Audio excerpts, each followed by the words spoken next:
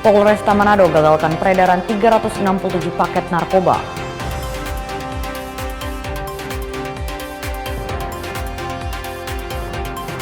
Rahmat Gobel terima gelar adat Gorontalo.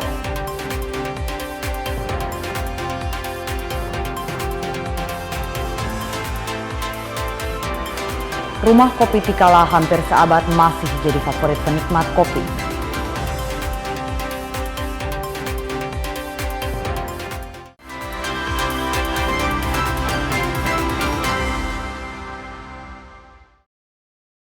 Selamat pagi saudara, kita berjumpa kembali dalam program Kompas Pagi. Selain 3 sorotan tadi, Anda juga bisa menikmati beragam informasi menarik lainnya yang dihimpun tim redaksi Kompas TV.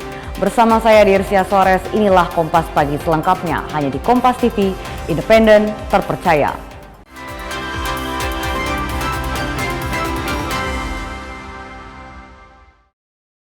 Kita awali dengan informasi yang pertama. Saudara, Satuan Reserse Narkoba Polresta Manado berhasil menggagalkan peredaran 367 paket narkotika jenis sabu seberat 218 gram. Ini adalah pengungkapan kasus narkoba periode Juni tahun 2026. Hal ini disampaikan Kapolresta Manado saat konferensi pers Jumat sore pekan lalu. Keberhasilan pengungkapan kasus tindak pidana narkoba selang periode bulan Juni tahun 2026 tersebut dipimpin langsung oleh Kasat Reserse Narkoba Kompol Hilman Muthalib. Kasus pemberantasan narkoba di Kota Manado bisa terungkap baik pemakai narkoba hingga bandar sabu lintas provinsi. Dalam gelar kasus, Kapolresta Manado Kombes Pol Irham Halid didampingi Kasih Humas Polresta Manado itu Agus Haryono memaparkan hasil pengungkapan 6 kasus tindak pidana narkotika dan peredaran obat keras yang berhasil diungkap Satres Narkoba selama periode Juni 2026. Selain menggagalkan peredaran 367 paket narkotika jenis sabu seberat 218 gram serta 683 butir obat keras jenis 3-Xpenidil, polisi juga sudah mengamankan 6 tersangka. Manado selama bulan Juni 2026 diterapkan pasal bagi tersangka, keempat tersangkanya, yaitu pasal 114 ayat 2 Undang-Undang Republik Indonesia nomor 35 tahun 2009 tentang narkotika, atau kedua pasal 609 ayat 2 huruf A Undang-Undang Republik Indonesia nomor 1 tahun 2023 tentang Kitab Undang-Undang Hukum Pidana, junto Undang-Undang Republik Indonesia nomor 1 tahun 2006 tentang penyesuaian pidana. Kapolresta juga mengungkapkan secara kumulatif sepanjang Januari hingga Juni tahun 2026, Satres Narkoba Polresta Manado telah berhasil mengungkap 27 kasus yang terdiri dari 18 kasus narkotika dan 9 kasus peredaran obat keras. Jimmy Dapar, Kompas TV Manado, Sulawesi Utara. Saudara, hanya ditinggal beberapa menit seorang pria di Kota Makassar, Sulawesi Selatan kehilangan sepeda motor yang diparkir di depan indekosnya di Kota Makassar, Sulawesi Selatan, Jumat dini hari pekan lalu. Aksi pencurian sepeda motor ini terekam CCTV dan viral di media sosial. Inilah rekaman kamera pengawas atau CCTV aksi pencurian sepeda motor yang terparkir di depan indekos di Jalan Todopuli 2, Kecamatan Panakukang, Makassar, Jumat dini hari. Dalam aksinya, pelaku terlihat sempat mengintai lokasi sebelum akhirnya membawa kabur motor korban dengan cara didorong. Menurut pemilik motor, kejadian pencurian ini terjadi begitu cepat. Saat itu ia baru saja pulang ke kosnya dan memarkir kendaraannya tanpa mengunci leher, lantaran ia menganggap hanya sebentar di dalam kos dan hendak keluar lagi. Saat hendak keluar untuk pergi nobar pertandingan Piala Dunia, motor yang diparkir di depan kos sudah hilang. Dari rekaman CCTV, pelaku diduga berjumlah 2 orang dengan berboncengan sepeda motor. Satu pelaku mengambil motor lalu mendorongnya menjauh dari lokasi, sementara satu pelaku lainnya menunggu di atas motor. Para pelaku kemudian kabur membawa motor korban dengan cara didorong menggunakan kaki. Atas kejadian ini, korban kehilangan 1 unit motor yang ditaksir seharga 20 juta lebih. Itu saat kejadian memang motor udah terkunci leher nih. Tidak terkunci leher, kan rencana sebentar saja di dalam, baru keluar lagi. Berarti ini datang ke di Kosta baru rencana mau kembali lagi atau gimana? Ya, rencana mau keluar lagi. Berarti ini pelaku beraksi cepat sekali gitu. Iya, cepat sekali, tidak sampai 3 menit itu. Kalau dari CCTV itu ada berapa orang kita lihat? 1 orang, tapi yang dilihat sama tetangga kos ada 2 orang. Kasus pencurian motor ini telah dilaporkan korban ke Polsek Panakukang. Polisi saat ini tengah menyelidiki pelaku yang terekam CCTV. Arif Tirtana, Kompas TV Makassar, Sulawesi Selatan. Saudara, hasil olah TKP polisi memastikan pesawat milik maskapai Associated Mission Aviation rusak parah hingga 90%. Polisi terus mengumpulkan sejumlah barang bukti untuk penyelidikan. Satuan Tugas Operasi Damai Kartens bersama Polres Yahukimo menggelar olah tempat kejadian perkara pembakaran pesawat dan penembakan pilot maskapai Associated Mission Aviation Nicholas Goselin di lapangan terbang Bali Gama, Distrik Sobahama, Kabupaten Yahukimo, Papua Pegunungan. Olah TKP diawali dengan sterilisasi lokasi dan dilanjutkan dengan pemasangan garis polisi, pemeriksaan kerusakan pesawat, pemeriksaan lokasi hingga pengumpulan barang bukti. Dari hasil olah TKP yang digelar, pesawat Pilatus dengan nomor registrasi PKRCY mengalami kerusakan hingga 90% dengan titik terparah di bagian tengah pesawat. Jadi dari hasil pemeriksaan olah TKP kemarin menunjukkan bahwa pesawat Pilatus PC6-B2H4 ini dengan registrasi PKRCY milik PT AMA mengalami kerusakan akibat kebakaran itu sekitar 90%, ya, dengan bagian tengah badan pesawat itu menjadi area yang mengalami kerusakan paling parah. Jadi posisi pesawat itu masih depannya, ya, katakanlah ini moncongnya pesawat itu masih mengarah ke arah runway. Jadi pada saat ditemukan, kita berhasil mengamankan sejumlah barang bukti yang ada di sana. Ya, 1 unit pesawat yang sudah hangus, lalu sisa abu dan arang bekas kebakaran, serpihan bodi pesawat. Polisi juga mengamankan sejumlah barang bukti, diantaranya badan pesawat PKRCY yang hangus terbakar, sisa abu dan arang bekas kebakaran, serpian bodi pesawat, 1 butir selongsong peluru kaliber 5,56 mm, serta sampel tanah di sekitar bangkai pesawat untuk kepentingan pemeriksaan laboratorium forensik. Vindi Rakmini, Kompas TV Jayapura, Papua. Lakukan penggerebekan di markas KKB di tengah hutan. Saudara, polisi berhasil menyita sejumlah barang bukti berupa senjata api, bendera bintang kejora hingga sejumlah dokumen Papua Merdeka. Pasca pembakaran pesawat dan penembakan pilot maskapai Association Mission Aviation Nicholas Goselin pada Kamis pekan lalu, Satuan Tugas Operasi Damai Kartens melakukan penyisiran dan pengejaran terhadap kelompok kriminal bersenjata. Dari penyisiran yang dilakukan, personil Satgas Operasi Damai Kartens menemukan sebuah Honai yang diduga sebagai markas kelompok kriminal bersenjata Kodap 7 Bali Gama. Dari lokasi tersebut, aparat mengamankan sejumlah barang bukti, diantaranya 1 senjata api, bendera bintang kejora, kamera, hingga dokumen dan identitas keanggotaan kelompok kriminal bersenjata. Dalam kegiatan penyisiran tersebut, petugas menemukan sebuah Honai yang diduga digunakan sebagai markas dari kelompok kriminal bersenjata. Di mana di depan pintu Honai tersebut itu ada tulisan Markas Komando Daerah Militer TPNPB Kodap 7 Balinggama.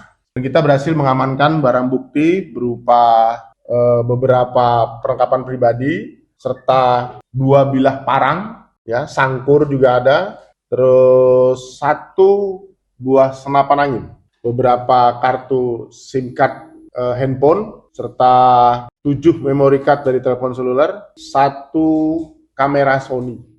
Seluruh barang bukti hasil penyisiran disita dan diserahkan ke tim identifikasi Polda Papua untuk dilakukan pemeriksaan laboratorium forensik untuk mendukung pembuktian dalam proses penyidikan. Vindi Rakmeni, Kompas TV Jayapura, Papua. Saudara, 5 bulan kabur dari kejaran polisi, pemasok senjata api dan amunisi untuk KKB Yalimo ditangkap Satgas Damai Kartens. 5 bulan masuk daftar pencarian orang atau DPO, 1 pelaku penyuplai senjata api dan amunisi untuk kelompok kriminal bersenjata Yalimo ditangkap Satgas Damai Kartens di Kota Jayapura, Papua. Pelaku berinisial AG ditangkap berdasarkan hasil pengembangan penyidikan terhadap jaringan peredaran senjata api dan amunisi ilegal di Papua. Dari penangkapan itu, polisi juga menyita sejumlah barang bukti berupa telepon genggam, SIM card Papua Nugini, dan sejumlah barang pribadi lainnya. Berdasarkan hasil penyelidikan, pelaku berinisial AG berperan sebagai perantara untuk pembelian senjata api dan amunisi.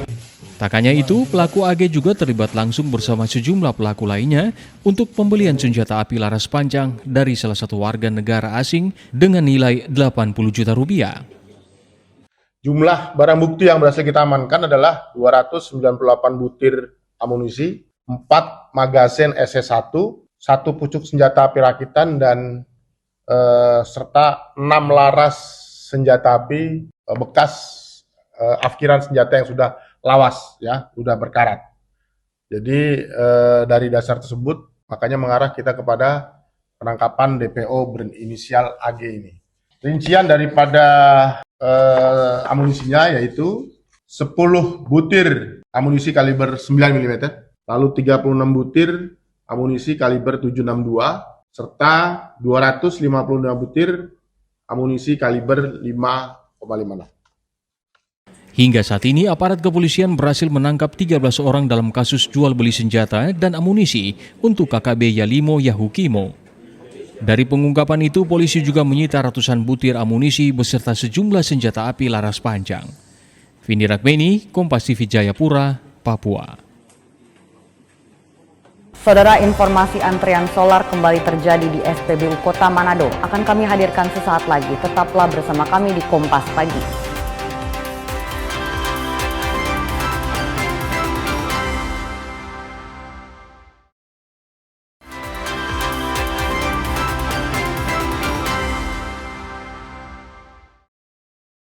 Terima kasih Anda masih bersama kami di Kompas Pagi. Saudara, antrian panjang kendaraan kembali terjadi di sejumlah SPBU di Kota Manado. Dalam sepekan terakhir, kendaraan-kendaraan tersebut mengantri selama berjam-jam untuk mendapatkan bahan bakar jenis solar. Beginilah pemandangan di sejumlah SPBU di Kota Manado. Puluhan kendaraan terpaksa mengantri selama berjam-jam untuk mendapatkan bahan bakar jenis solar. Berdasarkan pantauan pada Sabtu 11 Juli 2026, antrian panjang terutama terjadi di SPBU Mulalayang, SPBU Sario, dan SPBU Winangun. Menurut supir-supir pengangkut barang dan bus lintas provinsi, antrian panjang seperti ini tidak hanya terjadi di Kota Manado, melainkan hingga di daerah lain seperti Gorontalo dan Palu. Terganggu sekali, so bikin rugi waktu. Antri ini punya terganggu sekali. Ini hampir di semua SPBU Om sehingga begini atau? Semua, malahan cuma di Malayang sini yang masih boleh dapat. Kalau daerah Kapitu atau Amurang dan Bahara mau dapat lagi. Ini kendaraan datang dari mana? Palu. Ya di Palu isi full berarti. Sampai di sini baru antri lagi. Tambah lagi. Tambah lagi. Kalau dari Palu kondisi kurang lebih begini lagi Om. Iya. Antrian boleh berapa lama? Ini saya baru 1 jam. Melalui pesan tertulis, Kepala Biro Ekonomi Pemprov Sulut, Resa Dotulong menyatakan salah satu penyebab antrian adalah karena banyaknya pengguna Dexlite yang beralih menjadi pengguna solar pasca kenaikan harga Dexlite di bulan lalu. Kendati demikian, Resa memastikan stok solar yang ada saat ini cukup untuk memenuhi kebutuhan. Singli Manderes, Kompas TV Manado, Sulawesi Utara. Saudara, memasuki tahun ajaran baru, para orang tua nampak memadati Pasar 45 Manado Jumat sore pekan lalu untuk membeli seragam sekolah baru buat sang buah hati. Tampak warga memadati lapak pedagang perlengkapan sekolah untuk memilih sepatu hingga seragam sekolah. Lokasi ini sejak pekan lalu selalu ramai dikunjungi oleh para ibu. Di momen tahun ajaran baru ini, penjualan seragam sekolah meningkat signifikan. Sementara untuk harganya sendiri bervariasi, mulai dari puluhan ribu hingga ratusan ribu, tergantung bahan dan merek seragam yang akan dibeli. Hari ini kegiatannya adalah mencari perlengkapan anak-anak untuk sekolah, karena sekolah untuk wilayah kita yang ada di Sulut ini akan dimulai serentak mungkin hari Senin, tanggal 13 Juli 2026. Makanya orang tua fokus atau pakai skala prioritas menyiapkan keperluan anak-anak untuk sekolah. Sementara itu, seorang pedagang di Kompleks Pasar 45 Manado mengatakan pembelian seragam sekolah mulai ramai menjelang tahun ajaran baru. Menurutnya, sejak sepekan terakhir, banyak orang tua datang bersama anak-anak untuk membeli berbagai kebutuhan sekolah. Bilang juga ada, Bu? Ada. Ada. Nah, Bu, yang paling banyak dicari oleh para orang tua ini seragam apa, Bu? Semua. SD, SMP, SMA. SD, SMP, SMA. SMP. Semua di sekolah. Nah, Bu, di sini jual apa-apa saja, Bu, di sini? Cuma seragam sekolah. Topi, perlengkapan sekolah. Kemeja. Harga biasa-biasa. Nggak terlalu tinggi begitu. Yang penting boleh orang beli. Tahun ajaran baru di Sulawesi Utara akan dimulai pada hari Senin tanggal 13 Juli 2026 untuk siswa sekolah dasar hingga sekolah menengah atas. Jimmy Dapar, Kompas TV Manado, Sulawesi Utara. Saudara, memasuki tahun ajaran baru, omset para tukang bordir di Pasar 45 Manado naik signifikan. Kenaikan ini sudah terjadi sejak seminggu terakhir. Momen tahun ajaran baru membawa berkah bagi pelaku usaha bordir, di mana omset mereka kerap melonjak tajam. Hal ini didorong oleh membludaknya permintaan atribut sekolah seperti badge nama, logo sekolah hingga bordir nama pada seragam. Di Pasar 45 Kota Manado sejak pagi hingga sore, para ibu-ibu memadati tempat ini untuk membordir seragam sang anak. Risman, salah satu tukang bordir, mengatakan bahwa sejak sepekan yang lalu, tempatnya selalu ramai dikunjungi para ibu-ibu yang akan membordir seragam dari SD, SMP, hingga SMA. Dari minggu kemarin memang sudah ada peningkatan, terutama mereka yang punya bordir dengan pasang-pasang lambang. Ya. Dalam sehari bisa berapa banyak, Pak, yang? Tapi kalau penghasilannya nanti tanya sama mereka, saya tidak bisa menguasai orang penghasilannya. Untuk masyarakat yang datang ke sini dalam sehari itu bisa berapa banyak, Pak, yang melakukan bordir, Pak? Saya tidak bisa hitung satu persatu, tapi biasanya orang antrian di sini. Dalam sehari mereka bisa menerima orderan bordir 50 hingga 100 seragam per hari. Jimmy Dapar, Kompas TV Manado, Sulawesi Utara. Saudara, Dansat Brimob Polda Sulut Kombes Pol Robi Samban meresmikan jembatan Bayangkara Merah Putih dan Jalan Setapak di Desa Air Madi di Bawah, Kabupaten Minahasa Utara, Jumat pagi pekan lalu. Peresmian jembatan dan jalan setapak ini menjadi bagian dari komitmen Satbrimob Polda Sulut untuk membantu masyarakat mendapatkan akses transportasi yang lebih mudah dan aman. Infrastruktur tersebut menghubungkan Desa Air Madi di Bawah dengan Desa Air Madi di Atas. Dalam sambutannya, Kombes Pol Robi Samban menyatakan pembangunan jembatan dan jalan merupakan tindak lanjut atas arahan Kapolda Sulut, Irjen Pol Roy Kelangi, agar seluruh jajaran Polri hadir membantu masyarakat. Satbrimob Polda Sulut juga telah membangun 5 jembatan secara swadaya di berbagai wilayah Sulawesi Utara untuk membantu mobilitas masyarakat. Nah, untuk jembatan Bayangkara Merah Putih yang di Air Madi ini, awalnya kami survei, dan awal kami bangun di Paniki 2. Nah, jadi Pak Daniel A waktu itu dengan para perwira dan anggota dari Batalon A survei, kami rencana bangun di sana karena memang masyarakat di sana juga membutuhkan akses untuk bekerja di kebun ladang dan juga anak sekolah ada di sana. Sebelum pembangunan akses jalan ini kami dengar ini termasuk jalan utama yang digunakan masyarakat di Desa Air Madi di Bawah. Cukup lama pekerjaannya jembatan ini karena juga kita bangun dengan cor jalan, akses jalan untuk menghubungkan dengan jembatan ini, terutama dari Daniel A dan personil dari Batalion A Pelopor dan juga masyarakat juga mendukung untuk kami laksanakan pengerjaannya di Desa Air Madi di Bawah. Keberadaan jembatan Bayangkara Merah Putih mendapat sambutan positif dari masyarakat. Salah seorang warga Desa Air Madi di William Luntungan mengaku pembangunan tersebut sangat membantu aktivitas warga sehari-hari, terutama akses anak-anak ke sekolah menjadi lebih dekat. Ucap terima kasih kepada Satuan Brimob Polda Sulut karena dengan adanya jalan ini, jalan penghubung dari Air Madi di Bawah ke Kelurahan Air Madi di Atas, itu sangat membantu karena biasanya ada orang berputar di atas, sekarang lebih pendek dan jarak. Nah, itu membantu juga karena Di sini banyak petambak ikan dan juga di sebagian sebelah sana sebelah tol itu banyak petani, sehingga dengan adanya jalan ini memperlancar distribusi perekonomian yang ada di Kecamatan Ermadidi. Jalan setapak yang dibangun memiliki panjang sekitar 120 meter, sedangkan jembatan memiliki panjang 3 meter. Infrastruktur ini diharapkan memperlancar mobilitas warga, mempercepat akses menuju sekolah, serta mendukung aktivitas ekonomi dan sosial masyarakat. Jimmy Dapar, Kompas TV, Minahasa Utara, Sulawesi Utara.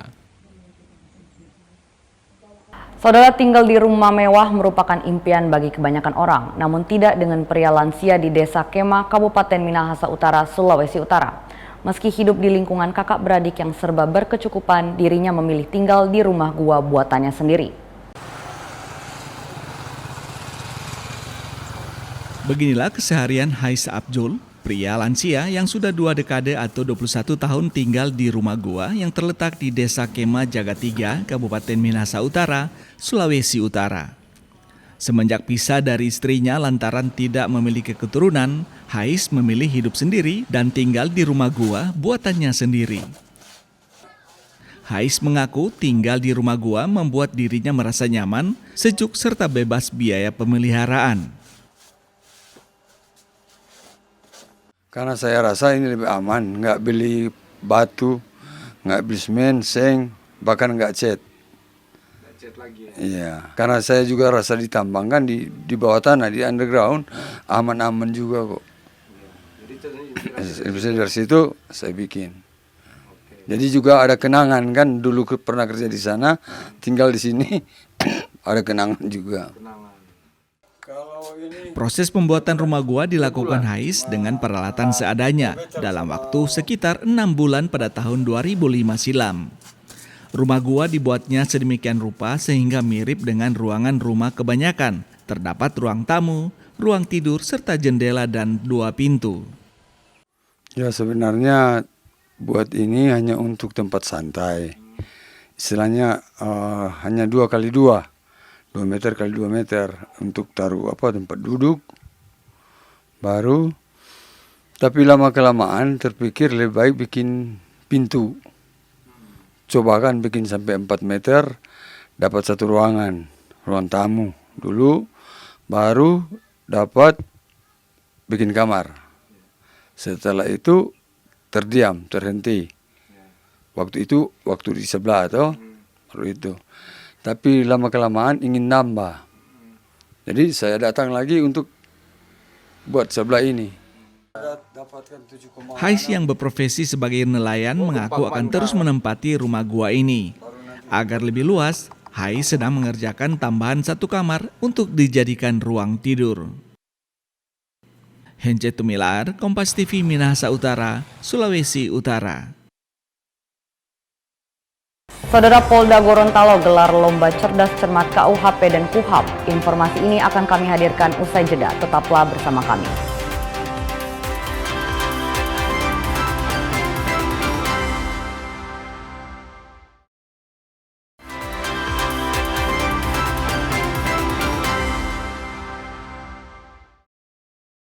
Terima kasih Anda masih bersama kami di Kompas Pagi. Saudara, Kodam 13 Merdeka menginisiasi gelaran olahraga bersama antara instansi TNI dan Polri. Olahraga bersama kali ini dipusatkan di halaman markas Kodam 13 Merdeka dan diikuti ribuan personel TNI, 3 Matra, dan anggota Polri dari Polda Sulawesi Utara. Inilah suasana penuh semangat dan keakraban yang tercipta dalam kegiatan akbar olahraga bersama TNI Polri di Provinsi Sulawesi Utara. Ribuan personil TNI Polri hadir memadati halaman markas Kodam 13 Merdeka dan mengikuti sesi olahraga bersama yang diinisiasi Pangdam 13 Merdeka, Majen TNI Mirsa Agus. Tampak membaur bersama para pejabat utama serta personil TNI Polri dari Kodam 13 Merdeka, Kodaira 8, Lanut Samratulangi, Sona Bakamla Tengah, dan Polda Sulawesi Utara beserta seluruh prajurit.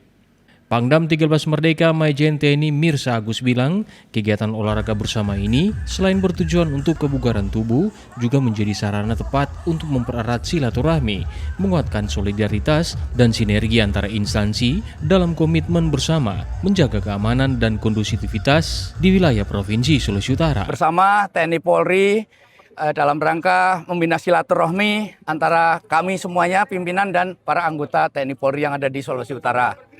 Yang kedua, kami mengucapkan terima kasih juga kepada masyarakat Sulawesi Utara yang telah menjaga keamanan, ketertiban, kebersamaan kita semuanya selama kurang lebih saya 7 bulan di sini. Saya baru sekarang mengadakan acara ini, mohon maaf.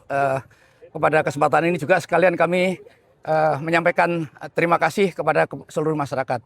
Yang ketiga, bahwa kegiatan ini merupakan sebetulnya kegiatan rutin. Sebulan, 2 bulan sekali, 2 kali kita sering olahraga bersama di kawasan, kemudian di Kodaeral, tapi tidak pernah kita ekspos. Hari ini perlu kita ekspos betul bahwa hari ini kita melakukan olahraga bersama dalam menjaga silaturahmi, dan kita tahu bersama bahwa kondisi kita sangat-sangat kondusif di sini, jadi harus kita pelihara bersama. Tampak hadir para pejabat utama Kodam 13 Merdeka, Komandan Kodaeral 8 Laksda TNI Deri Trisananto Suhedi, Kepala Sona Bakamla Tengah Laksma Bakamla Teguh Prasetya, serta Wakil Kapolda Sulut Brigjen Pol Awi Sitiono. Yana Mekesingal, Kompas TV Manado, Sulawesi Utara. Saudara, Polda Gorontalo menggelar Grand Final Lomba Cerdas Cermat KUHP dan KUHAP yang baru. Kegiatan ini digelar untuk meningkatkan pemahaman personel terhadap pembaruan hukum pidana nasional sebelum diterapkan dalam pelaksanaan tugas. Polda Gorontalo menutup rangkaian lomba cerdas cermat KUHP dan KUHAP dengan menggelar babak grand final. Kompetisi yang digelar sebagai bagian dari perayaan HUT Bayangkara ini diikuti sekitar 40 tim dari satuan kerja dan Polres jajaran. Setelah babak penyisian, 5 tim terbaik berhasil melaju ke babak final untuk memperebutkan gelar juara. Kapolda Gorontalo bilang lomba ini bukan sekedar ajang kompetisi, tetapi menjadi sarana meningkatkan kompetisi personal dalam memahami KUHP dan KUHAP yang baru. Kita merancang ini sebagai peringatan HUT Bayangkara ke-80 ya. Kami menyelenggarakan ini untuk memperingati tidak hanya beberapa kebiasaan-kebiasaan seperti olahraga, kunjungan-kunjungan, dan kegiatan sosial, tapi kami berpikiran dan menyajikan yang memang belum ada. Kita sebenarnya esensi dari ini adalah sebagai wujud bahwa kita harus sudah mulai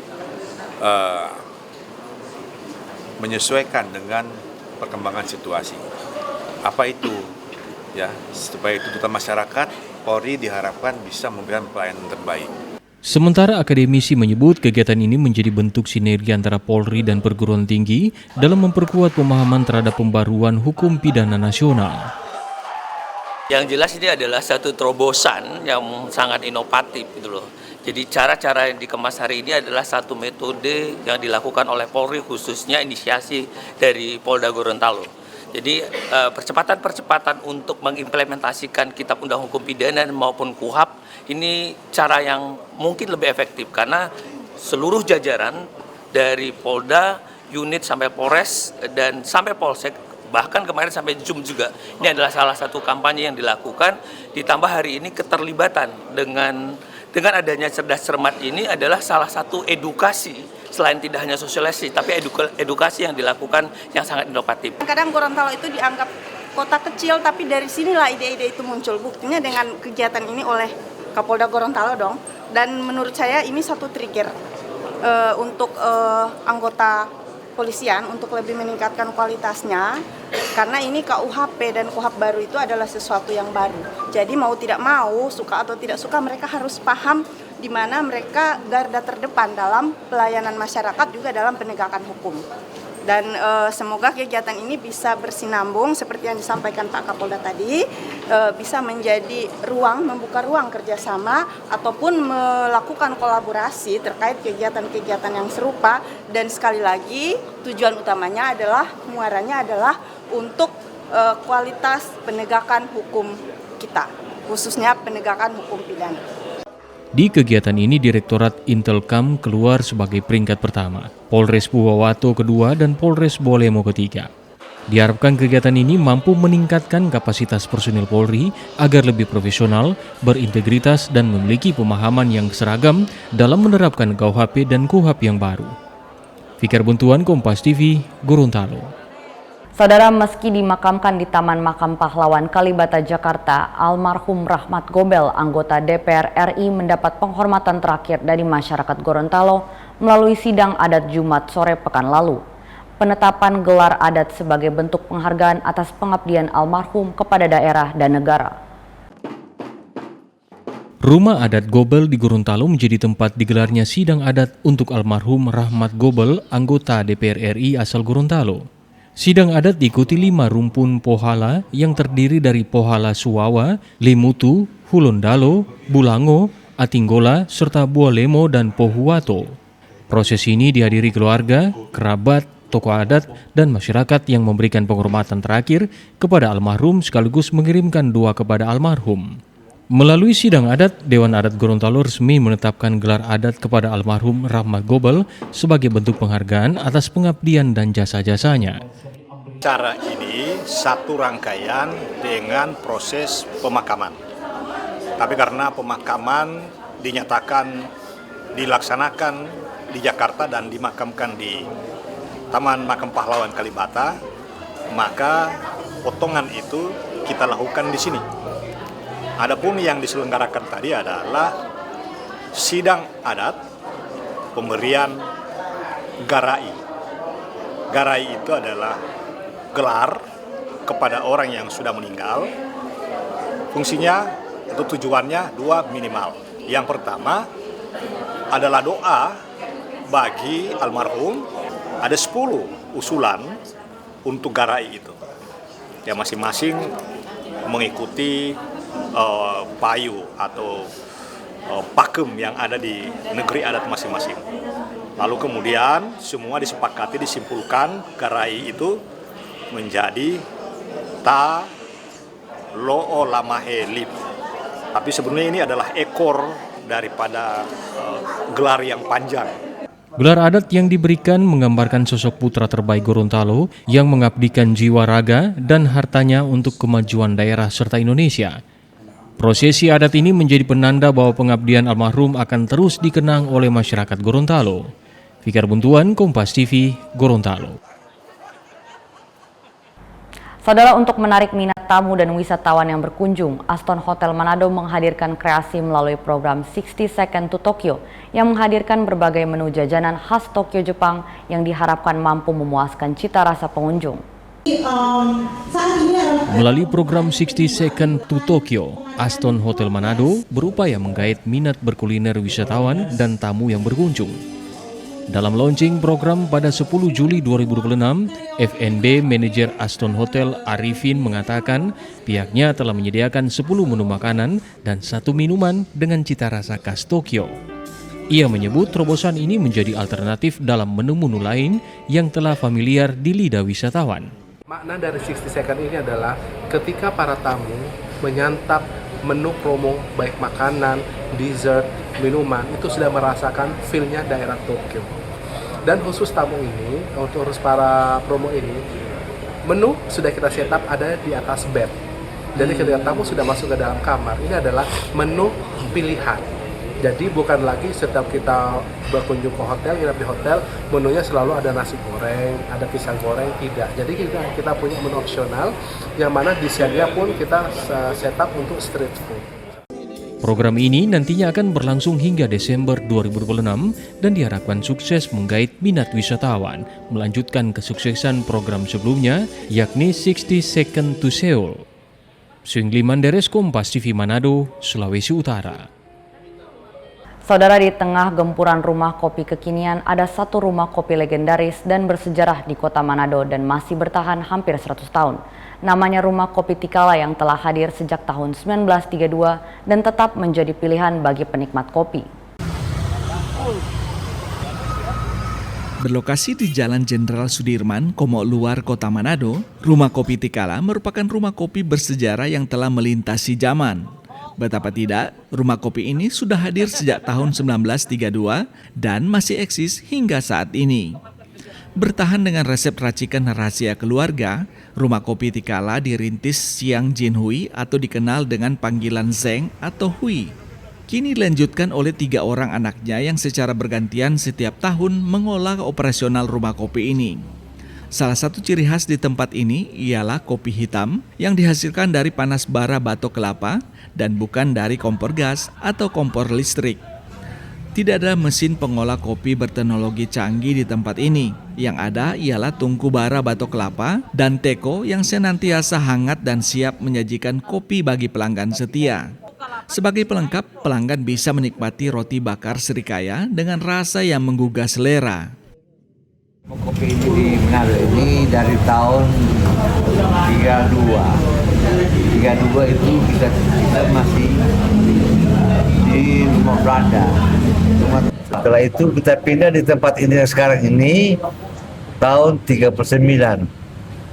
Kalau masalah teko itu orang juga tidak tahu apa memang bawahan dari zaman dahulu atau ada fermentasi lain di dalam aluminium tungku itu dia. Dan juga kata orang kebanyakan pakai para tampurung. Orang bukan pakai macam sekarang kan pakai gas, pakai mesin listrik apa semua. Nah kok dalam sehari rata-rata boleh habis berapa cangkir? Kita dalam sehari kita bisa mencapai sampai 200-an. Menjadi salah satu rumah kopi tertua di Manado, pelanggan tetap di rumah kopi ini mayoritas berusia di atas 40 tahun dan hingga kalangan para lansia.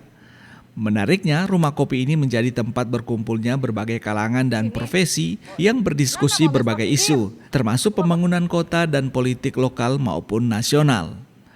Selama ini memang tempat berkunjung di rumah Bapak kopi sering Tikala ini. memesan minuman apa di sini, Pak?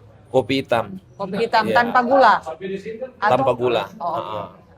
Yang menjadi ciri khas di sini kopinya buat dari bara. Itu yang menjadi tertarik buat kami untuk pelanggan kopi. Penikmat kopi. Iya, kalau menyangkut itu kan tergantung genre. Ada lokasi yang notabene ada rumah kopi yang notabene itu tempat berkumpulnya para anak muda, ya. Nah, kita mungkin sudah di usia-usia yang sudah cukup usia sudah masuk lansia, lebih cenderung ke rumah kopi di Tikala, dan ada beberapa rumah kopi yang lain yang notabene itu tempat untuk para orang yang sudah lebih di atas dari para teman-teman anak-anak muda Gen Z dan milenial. Saya kira berbeda itu ya, bedanya cuma itu ya. Pak, kalau dari segi harga bagaimana? Ya cukup murah, Terjangkau, ya. Terjangkau karena kopi di sini cuma sekitar 10 ribuan ya. Satu gelas kopi hitam dijual Rp10.000 per gelas, sementara satu gelas kopi susu dijual Rp15.000 per gelas. Jika Anda penikmat kopi dan berkunjung ke Manado, tidaklah lengkap jika tidak mampir untuk menikmati kopi legendaris di Sulawesi Utara yang dijual dengan harga terjangkau. Yani Mega Singal, Jimmy Dapar, Kompas TV Manado, Sulawesi Utara. Saudara, usai jeda kami akan kembali dengan informasi dari sejumlah daerah di Indonesia Timur. Tetaplah bersama kami di Kompas Pagi.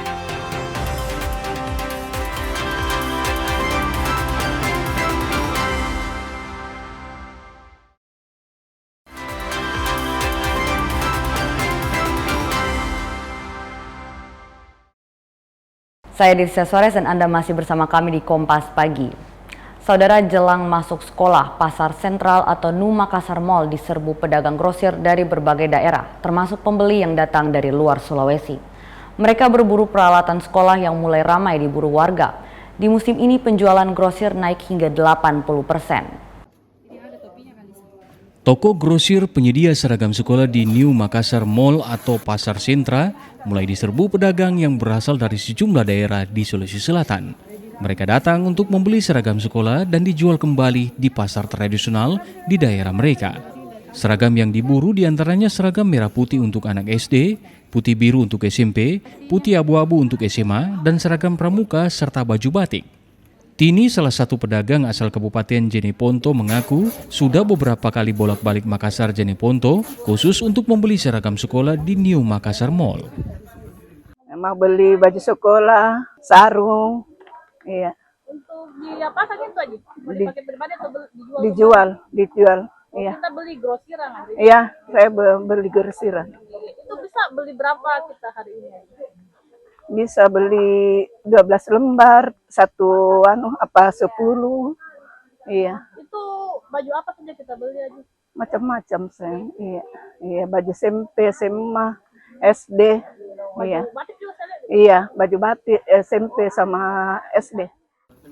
Pemilik toko seragam bilang, penjualan seragam mulai naik sejak 2 bulan lalu dan makin melonjak mendekati masuk sekolah.